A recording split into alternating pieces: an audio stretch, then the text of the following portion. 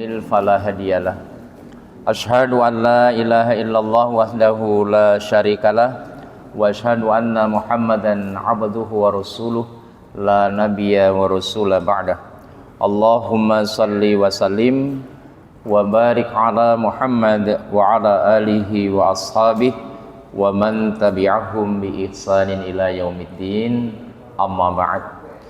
Jamaah rahimakumullah, mengawali kajian malam hari ini, mari bersama-sama kita buka dengan mengucap basmalah. Bismillahirrahmanirrahim. Alhamdulillah, segala puji hanya milik Allah. Kita bersyukur atas pertolongannya. Pada malam hari ini kembali kita bisa membangun silaturahim di Masjid Nurul Fuad, dan alhamdulillah ini jamaahnya bukan hanya jamaah Nurul Fuad, jamaah Nurul Iman juga hadir, dan mungkin termasuk yang di luar Panjang saya lihat dari Rangai juga hadir. Mudah-mudahan silaturahim kita ini bernilai ibadah di sisi Allah Subhanahu wa taala. Amin. Selawat dan salam Allah tetapkan atas baginda Rasulullah Muhammad sallallahu alaihi wasallam, kepada keluarga, para sahabat, dan kita sekalian yang senantiasa istiqomah di dalam mengikuti sunnah-sunnahnya ila yaumil qiyamah. Amin ya rabbal alamin. Jamaah yang saya hormati, malam hari ini kita akan mengkaji satu judul masih mengacu pada syarah hadis Riyadhus Shalihin, yaitu tentang giyur. Giyur itu nanti bentukan katanya menjadi ghairah, menjadi ghirah. Jadi asal katanya giyur, kemudian ghairatun menjadi ghirah. Ghirah itu artinya cemburu. Nah, jadi judul pengajian kita bicara tentang cemburu. Saya yakin bapak-bapak pernahlah merasakan rasa cemburu itu. Pernah Pak Wandi ya? Pernah. Iya. Cemburu itu tidak salah, tidak menyimpang, sepanjang posisinya tepat. Gitu. Jangankan kita, bapak-bapak ya, Allah Rabb yang kita sembah ini itu juga punya kecemburuan itu.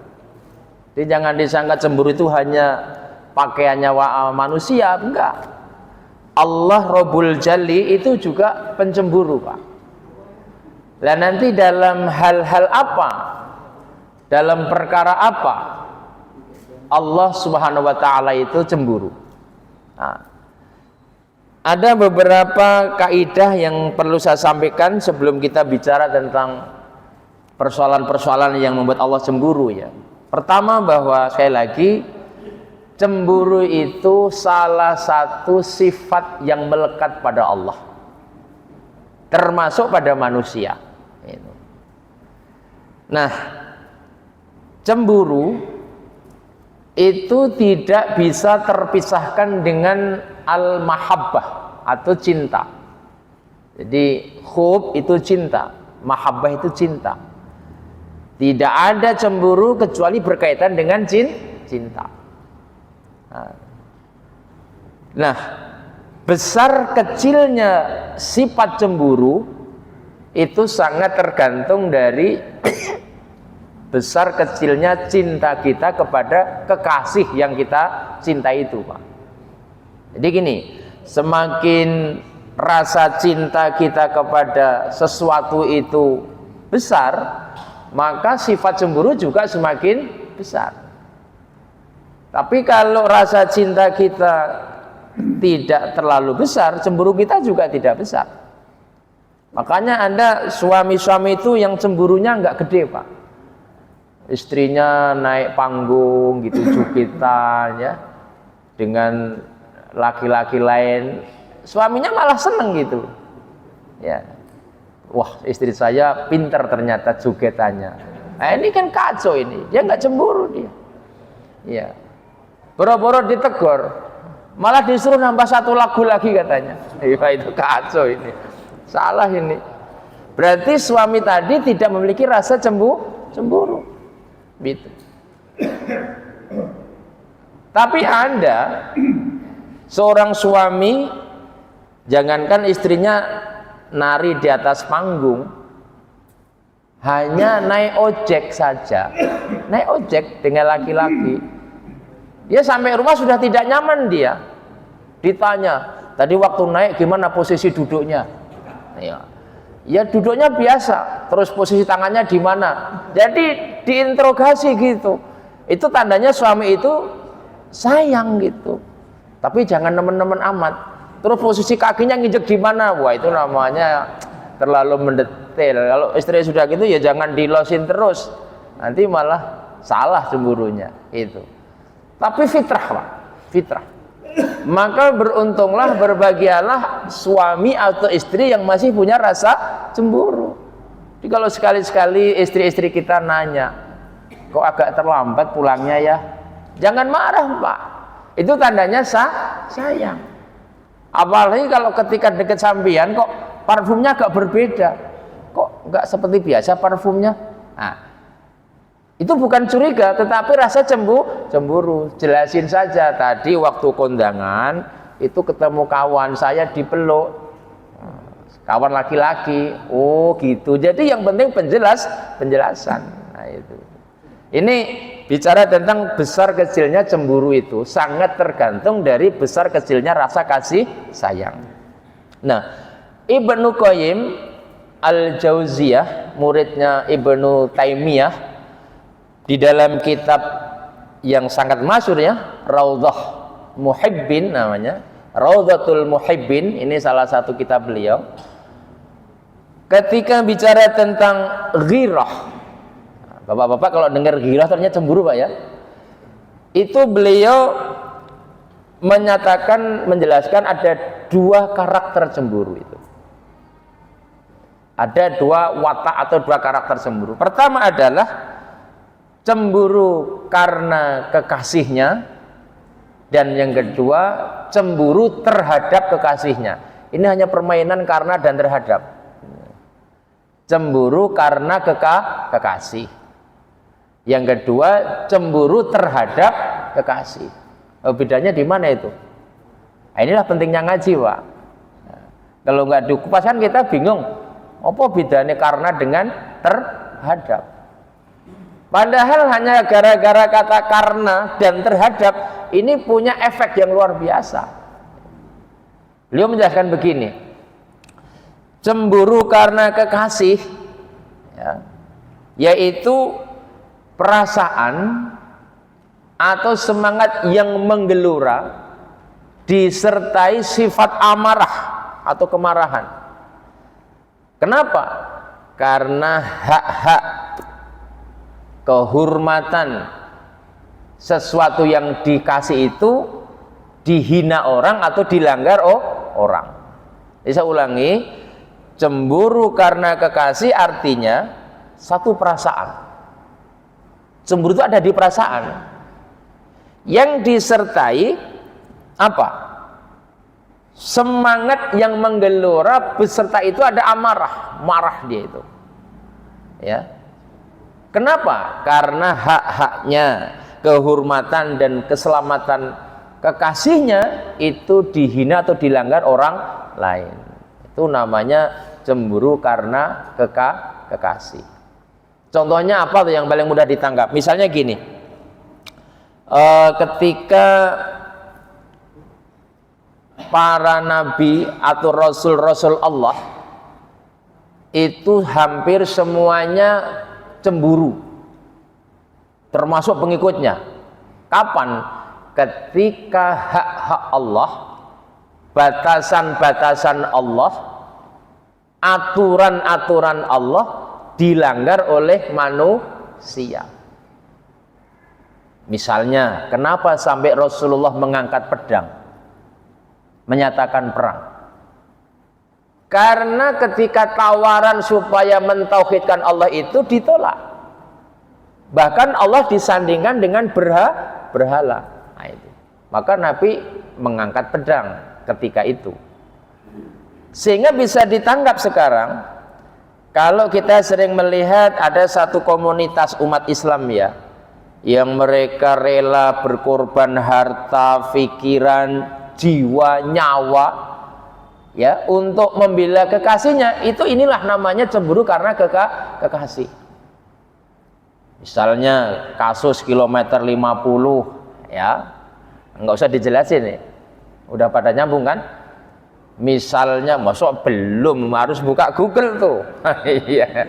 Nah, kenapa sampai ada orang membuat sayembara? Dulu namanya Imam Al-Khomeini ya, ini tokoh Syiah Iran ya.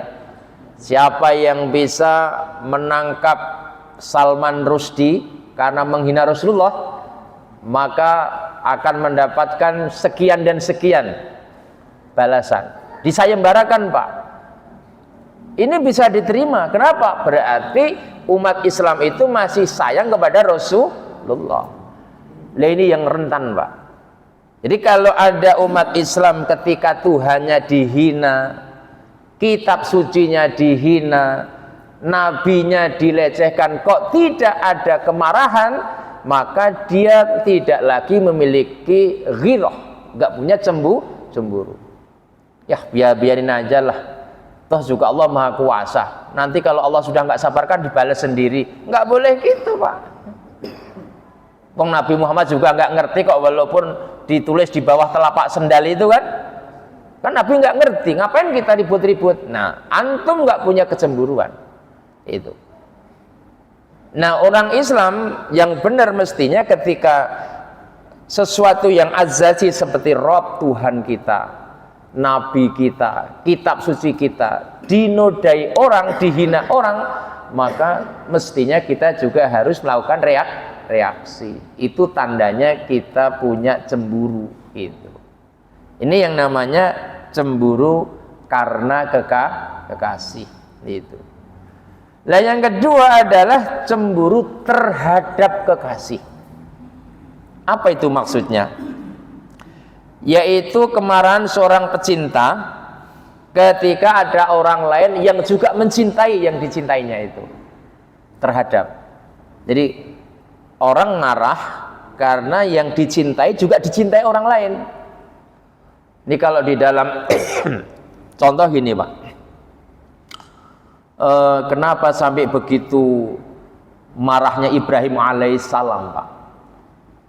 Dari sekian berhala yang jejer itu semuanya dipatahkan, kepalanya diremuk semua, ditinggalin satu yang paling gede, kemudian dikalungi kampak.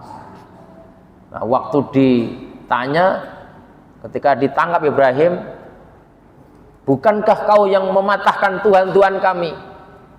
Kata Ibrahim, enggak lah, masa saya mematahkan, ada saksinya ya. Saksinya siapa? Nah, itu orang banyak. Bukankah, kata Ibrahim, yang mematahkan Tuhan-Tuhan itu adalah Tuhan yang gede ini? Oh, kan dibalik itu. Maka kata pengikut Namrud, bagaimana bisa patung mematahkan patung?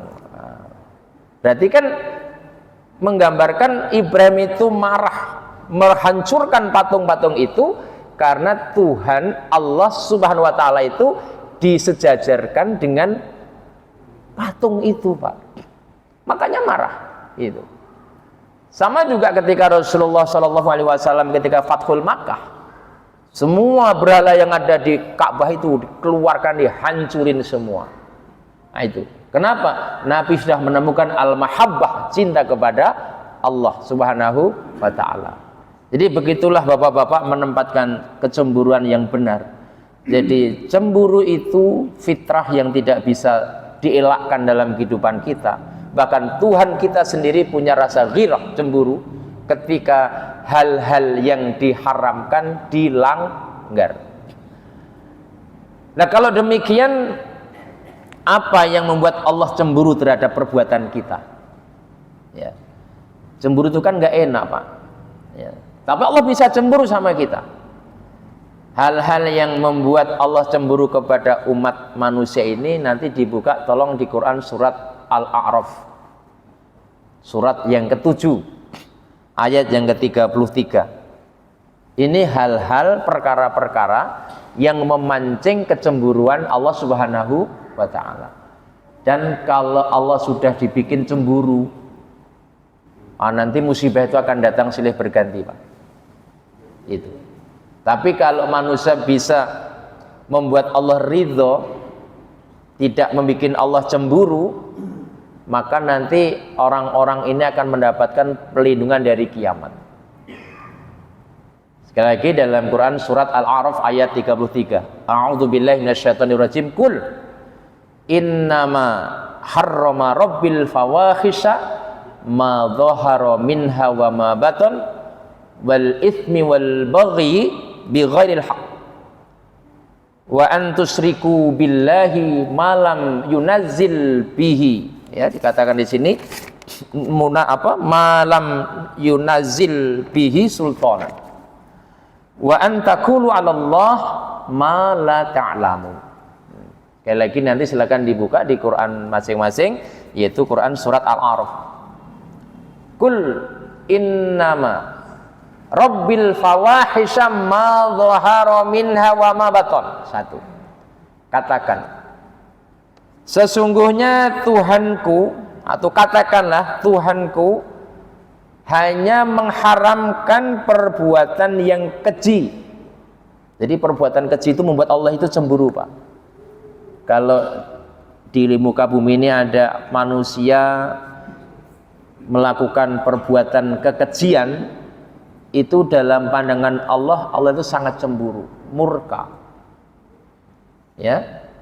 Kul innama rabbil fawahisha ma dhahara minha wa ma batan. Katakan, sesungguhnya Tuhanku hanya mengharamkan perbuatan yang keji, baik yang tampak maupun yang tersembunyi. Ini saya mengambil tema kajian ini, saya selaraskan dengan kondisi hari-hari ini yang sedang menimpa masyarakat kita. Dan justru malah menimpa orang-orang yang kita anggap lebih paham dari kita. Gitu. Jadi ayatnya ini, katakan sesungguhnya Tuhanku mengharamkan perbuatan keji, baik yang tampak maupun yang tersembunyi, yang nanti pada akhirnya akan ditampakkan, Pak. Kasus pembunuhan, kasus judi, itu semua bikin Allah murka, cemburu. Nanti satu-satu terungkap. Nah, sekarang terjadi kan, siapa pelakunya, apa yang kerjain, ini semuanya terungkap. Gitu. Maka kita tidak akan bisa lari, Pak, dari perbuatan fahsya itu. Walaupun menurut kita saat ini aman gitu. Oh, aman ini, nggak ada yang tahu. Sekarang kalau kemudian Allah tutup, nggak terbongkar, itu karena Allah ngasih kesempatan kita supaya bertobat. Maka ketika kita melakukan perbuatan fahsya, keji, kemudian ada rentang waktu Allah tutup, itu artinya Allah masih sama kita, jangan diulang gitu. Doanya pun kita minta, Allahumma astur aurati wa amin. Allahumma astur aurati, ya Allah tutuplah auratku, tutuplah keburukan-keburukanku. Kan ada doanya itu. Wa amin rawati, ya, jaga lindungi diriku. Jangan sampai nggak berdoa, apa Allahumma astur aurati wa amin rawati itu dibaca. Sebab kalau Allah misalnya membongkar keburukan kita, saya kira di majelis ini semua akan terbongkar keburukan kita, kecuali orang yang beriman. Nah, jadi sandiwara hari ini, permainan hari ini, apapun yang terjadi adalah semua sudah tercover dalam Al-Quran, dan itu bikin Allah murka, Pak. Ya. Maka kalau ada orang kok ragu dengan Quran, cari sekarang hukum apa, dalil apa yang bisa membuka rahasia kehidupan. Cuma karena orang, terutama kita ketika membaca belum paham artinya, ya ayat kita baca tapi tidak kemudian kita kaitkan dengan kondisi. Kita lanjutkan. Qul innama harrama rabbil fawahisha ma dhahara minha wa ma batan wal ismi, dan juga Allah mengharamkan segala jenis dosa. Apakah dosa yang saghir atau yang kabir, dosa kecil atau dosa-dosa besar. wal baghi bighairil haqq, termasuk Allah mengharamkan perbuatan melanggar hak-hak orang lain. Ini yang paling banyak nih. Melanggar hak-hak orang lain, kita merasa nyaman. Dalam kasus pendidikan sering saya angkat, anak ini sebetulnya nggak masuk kualifikasi untuk masuk di fakultas kedokteran karena IQ-nya nggak cukup. Sementara anaknya Pak Petani itu cerdas, tapi nggak bisa masuk. Karena apa? Ini yang otaknya nggak nyampe, dibeli dengan duit. Itu namanya Pak, perbuatan melanggar hak orang lain. Makanya kita tertarik ya, ini yang disampaikan Pak Kapolri terbaru, pokoknya nanti nggak ada setoran-setoran, kalau ingin daftar pokoknya objektif betul. Itu kalau diterapkan dari dulu aman negeri ini, dan nggak perlu kita mau jadi polisi, jadi tentara nyiapin duit banyak-banyak. Itu yang akan tersaring orang-orang yang berkualitas. Karena ada hal-hal itu akhirnya yang tidak berkualitas dia jadi, yang berkualitas tidak jadi, dan hukum nanti akan terjadi. Bukan hari itu, nanti Allah akan membongkar keburukan itu. Jadi ini apa, jadi aparat gak jujur, jadi aparat kasar, itu nanti indikasi-indikasi itu. Ini ayatnya Pak, wal baghi bighairil haqq, ketika ada merampas hak-hak orang lain, Allah cemburu, Allah marah. Jangan. Termasuk hak-hak anak-anak kita jangan dirampas, hak istri kita jangan dirampas ya. Sebab setiap orang punya hak dan kewajiban. Allah memantau kita gitu. Apalagi yang Allah haramkan, wa antusriku billahi ma lam yunazzil bi sultanan. Nah, ini yang lebih parah lagi. Dan Allah mengharamkan ketika kalian mempersekutukan Allah dengan sesuatu yang Allah tidak menurunkan hujah. Hujah itu dalil untuk itu.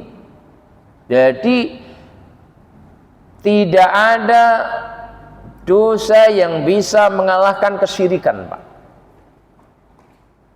Yang namanya asyirku, ini dosa yang paling tinggi kadarnya. Dia membuat orang selama-lamanya di neraka. Dia tidak akan pernah bisa keluar dari neraka. Coba. Dan modal syirik itu tidak mahal. Telur 7 biji, kemudian daun-daun urap itu dikasih nasi kecil, atau kemudian cari ayam 1, Bapak taruh di pinggir laut, kemudian Bapak berdoa, hei penjaga laut, ku sedekahkan 7 telur ini, mudah-mudahan tsunami kau tahan. Nah, selamanya di neraka sampean. Harganya murah. Ini kalau di total Pak, telur 7 biji itu 7 biji berapa? Nggak nyampe 100.000. Pokoknya seluruh rangkaian itu kalau dinominalkan, saya yakin nggak sampai 200.000 Ci. Tapi efeknya Pak, efeknya ini yang sering luput dari pantauan kita. Atau misalnya apa, kok usaha saya kok jatuh bangun, untung sebentar, gagal lama gitu. Ada yang punya, yang bisikin, sudah belum kamu coba? Apa? Coba kamu ke Jawa Timur, di sana ada namanya Gunung Kawi. Mantap kan bisikannya. Kamu dekati penjaga Gunung Kawi, kamu membawa sesaji, minta tolong sama penjaga Gunung Kawi. Insya Allah, pakai insya Allah coba Pak. Kacau kan? Insya Allah usahamu akan lancar. Ini namanya menjual ayat dengan harga murah. Insya Allahnya itu nggak pantas untuk menolong orang ke dalam kesyirikan. Bapak datang ke sono, ikutin aturan itu, walaupun toh nanti misalnya usahanya menjadi sukses, selamat menikmati neraka, khalidina fiha. Atau Pak Wandi misalnya saja, biar kelihatan disegani orang. Semua orang kalau ngelihat takut, pasang susuk. Susuk di bagian tubuhnya.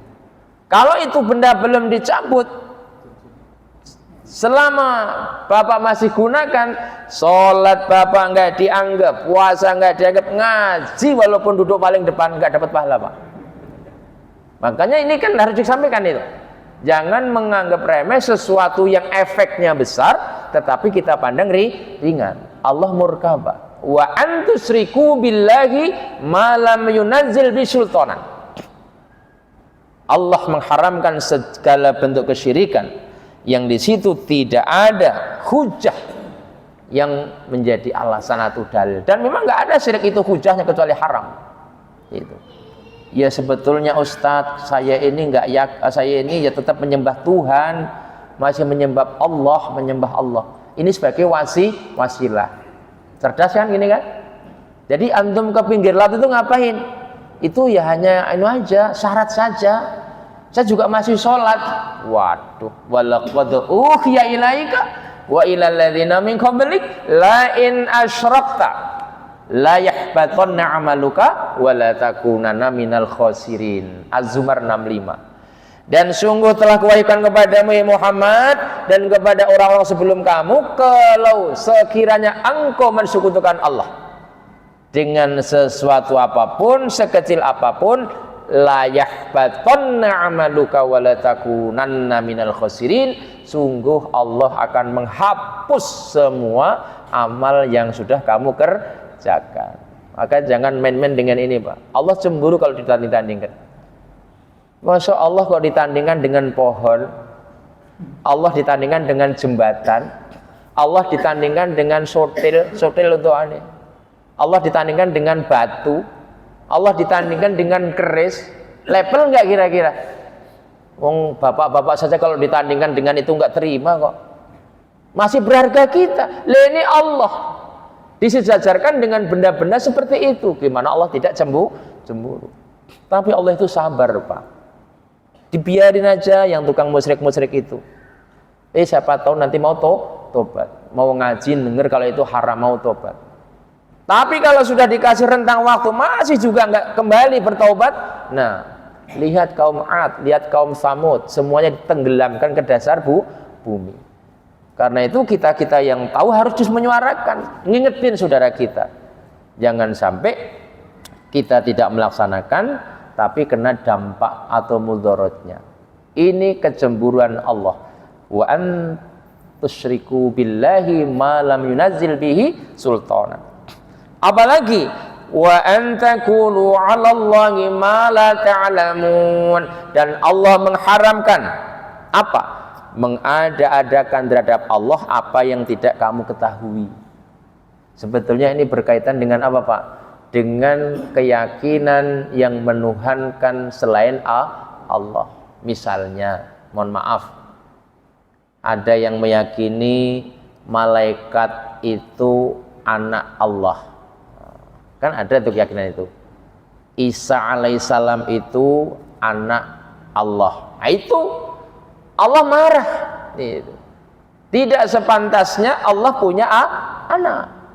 Lam yalid walam yulad walam yakul lahu kufuwan ahad. Jadi kalau Anda yang membangun sebuah keyakinan Allah itu punya keturunan, malaikat adalah anak-anak Allah juga, Nabi Isa anak Allah, itu Allah murka banget itu. Maka termasuk siapa yang meyakini itu, nanti begitu di alam akhirat orang diusir sama Nabi Isa, ruh pergi. Kok dulu sampean itu saya Tuhan kan? Aku tidak pernah mengajarkan seperti itu. Hati-hati ini, Pak, keyakinan ini. Makanya seorang muslim bersyukur, Pak, akidah kita selalu dipoles dengan akidah tauhid, dengan tauhid mukhlisina lahuddin. Cukup Tuhan itu Allah. Qul huwallahu ahad, Allahus samad, lam yalid walam yulad walam yakul lahu kufuwan ahad. Ini ayat yang saya pikir sangat perlu diperhatikan oleh kita semua. Ini beberapa perbuatan yang buat Allah itu cemburu kalau kita kerjakan. Nah, dalam kehidupan umat akhir zaman ini, dosa itu sering diremehkan, Pak. dosa. Baik dosa besar maupun dosa-dosa kecil. Padahal di zaman para sahabat yang sekarang kita remehkan itu menurut mereka sudah membinasakan itu loh. Itu bedanya orang dulu dengan sekarang. Ya, orang sekarang memberikan sesaji kepada sumur tua, pohon-pohon tua, laut itu dianggapnya biasa. Malah sekarang dikasih branded apa? Ini adalah aset budaya untuk wisata. Loh, wisata budaya tidak harus melanggar akidah. Bayangkan kalau semua orang sekarang termasuk bapak-bapak ngomong gitu.